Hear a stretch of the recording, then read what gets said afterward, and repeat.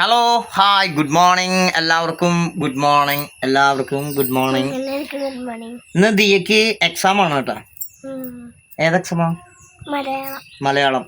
മലയാളത്തിലാണ് ദിയക്ക് ഏറ്റവും കൂടുതൽ മാർക്ക് കഴിഞ്ഞ പ്രാവശ്യത്തെ പരീക്ഷയ്ക്ക്. കഴിഞ്ഞ പ്രാവശ്യത്തെ പരീക്ഷയ്ക്ക് കുറച്ച് കുറവായിരുന്നു.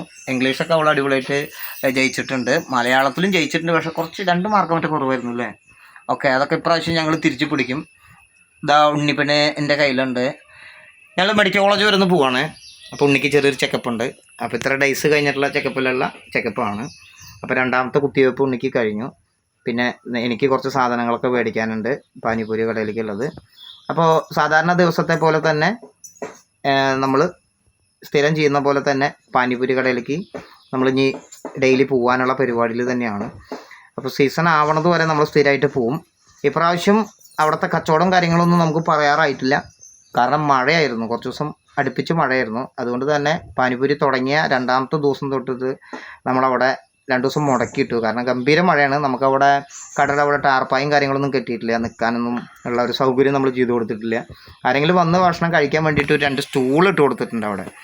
അപ്പോൾ അവിടെ നമ്മുടെ ചേട്ടന്മാരൊക്കെ, അതായത് ഞങ്ങളുടെ സുഹൃത്തുക്കൾ, ഞങ്ങളുടെ കുറച്ച് അറിയുന്നവരൊക്കെ ഞങ്ങളോട് പറഞ്ഞത് എന്താ വെച്ച് കഴിഞ്ഞാൽ, എന്നോട് പറഞ്ഞത് രാകേഷ് അവിടെ ഒരു ടാർപ്പായൊക്കെ കെട്ടിക്കൂടെ, 2 സ്റ്റൂളൊക്കെ ഇട്ട് കൊടുക്കണം അവിടെ ഇരിക്കാൻ വേണ്ടിയിട്ടെന്ന് പറഞ്ഞു.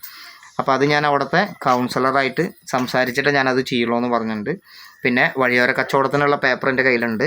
എങ്കിലും കൂടിയിട്ട് നമ്മളൊന്നും കൂടി അവിടുത്തെ വാർഡിൻ്റെ ആ മെമ്പറും കൗൺസിലറൊക്കെ ആയിട്ടുള്ള സംസാരിച്ചിട്ട് നമ്മളൊന്നും കൂടി അവിടെ ചെയ്യുന്നുള്ളൂ. അപ്പോൾ ആളുകൾ ഇങ്ങനെ അന്വേഷിച്ച് വന്ന് തുടങ്ങിയിട്ടുണ്ട്. പിന്നെ കടയിൽ ഇനിയും ബോർഡുകൾ വെക്കാനുണ്ട്. പാനിപൂരി എന്ന് പറഞ്ഞിട്ടുള്ള ഒരു നല്ലൊരു ബോർഡ് വെക്കണം, ഒരു ലൈറ്റപ്പ് ചെയ്യണം. പിന്നെ എത്രയും പെട്ടെന്ന് തന്നെ ഒരു വണ്ടി എടുക്കണം എന്നുള്ളൊരു ആഗ്രഹമുണ്ട്. അതങ്ങനെ നിൽക്കുകയാണ്. വണ്ടിയൊന്നും സെറ്റായിട്ടില്ല, പൈസയും സെറ്റായിട്ടില്ല. അപ്പോൾ വണ്ടി സെറ്റായി കഴിഞ്ഞിട്ടാണ് നമ്മൾ നെക്സ്റ്റ് ഓപ്ഷൻ അതിനെക്കുറിച്ചൊക്കെ പറയുള്ളൂ. അപ്പോൾ ഇന്നിപ്പോൾ ഞാനും ദൃശ്യം കൂടിയിട്ട് മെഡിക്കൽ കോളേജിലേക്ക് പോകണം. ഉണ്ണീനെ കൂട്ടിയിട്ട് ദിയനെ നേരെ സ്കൂളിൽ കൊണ്ടാക്കിയിട്ട്, ഇപ്പോൾ സമയം 9 മണി കഴിഞ്ഞു. 9:30 ആകുമ്പോൾ ദിയക്ക് സ്കൂളിലെത്തണം. ദിയനെ കൊണ്ടാക്കിയിട്ടാണ് ഞങ്ങൾ പോവുക. ദൃശ്യം അവിടെ ഓരോരോ കാര്യങ്ങളിലാണ്. ചൂടുവെള്ളം കുപ്പിയിലാക്കണു, ചോറ് ഇറക്കി വെക്കുന്നു, കറി വെച്ചിട്ടുണ്ട്. കാരണം ഞങ്ങൾ ഹോസ്പിറ്റലിൽ പോയി വരുമ്പോഴേക്കും സമയം ഉച്ചയാവും. അപ്പോൾ നേരെ വന്നു കഴിഞ്ഞാൽ വിശപ്പിൻ്റെ സമയവും. ആ സമയത്ത് വന്നിട്ട് നമുക്ക് ഭക്ഷണം വയ്ക്കാൻ പറ്റില്ല.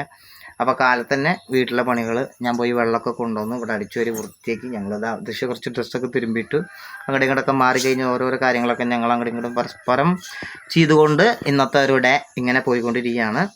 മെഡിക്കൽ കോളേജിൽ പോയിട്ട് ഡോക്ടറെ കാണിക്കണം. ഉണ്ണിയുടെ ചെക്കപ്പാണ്, വേറെ ഒന്നുമില്ല. അങ്ങനെ ഉണ്ണിക്ക് പ്രോബ്ലങ്ങളൊന്നുമില്ല. ജസ്റ്റ് നല്ല ഉണ്ണീനൊന്നും ഞങ്ങൾ കൊണ്ടുപോയി കാണിക്കാൻ വേണ്ടിയിട്ടാണ്. ഓരോരോ കാര്യങ്ങൾ ഉണ്ണിക്ക് വല്ല മഞ്ഞപ്പിത്തം വല്ലതും അങ്ങനെ തോന്നുന്നുണ്ടോ കണ്ണുകളിലോ അല്ലെങ്കിൽ എന്തെങ്കിലും അതൊക്കെ ഒന്ന് ചെക്ക് ചെയ്യാൻ വേണ്ടിയിട്ടാണ് നമ്മൾ കൊണ്ടുപോകുന്നത്.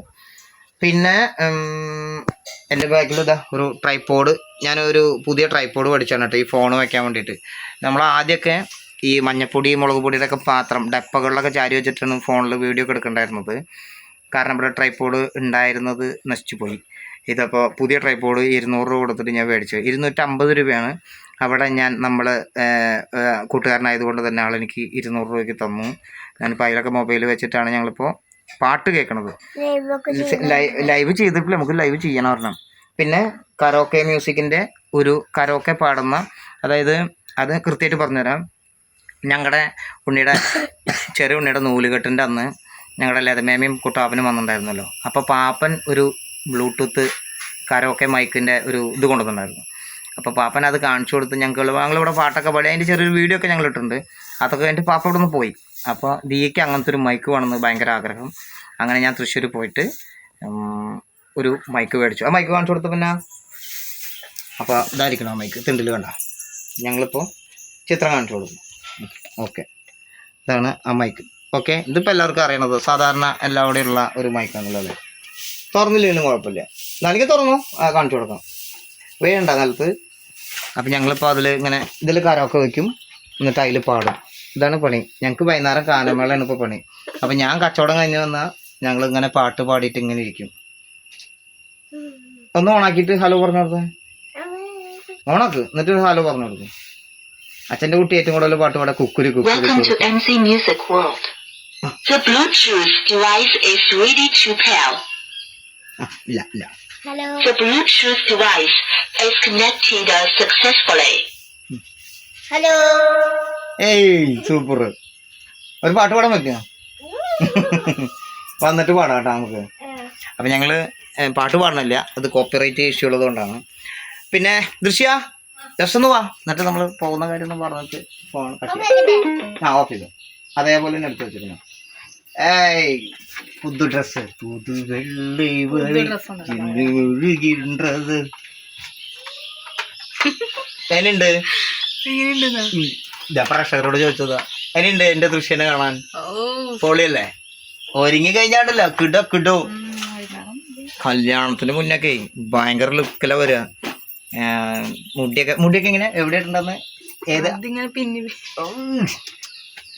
മുടിയൊക്കെ പോയി കണ്ണാ കൊഞ്ചം അങ്കപ്പാ.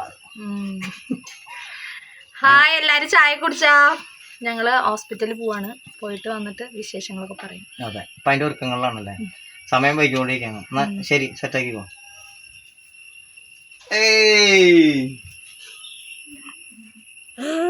എന്തെങ്കിലും പറയണ്ട? എനിക്ക് അമ്മ അപ്പം നോക്കിയത് ബാക്ക് പിന്നെ തരും.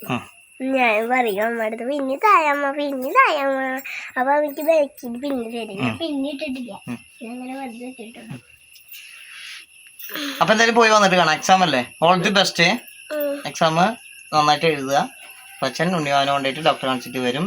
ഒപ്പം തന്നെ എനിക്ക് നമ്മുടെ കൊട്ടേക്കാട് വരടിയം ഭാഗത്തേക്ക് കൊട്ടേക്കാട് കുറിക്കമ്പനി, നമ്മുടെ വീടിൻ്റെ കാര്യങ്ങളുടെ മറ്റു പരിപാടികൾ ആധാരം, അതിൻ്റെ ഒരു ഡീലിംഗ് ഉണ്ട്.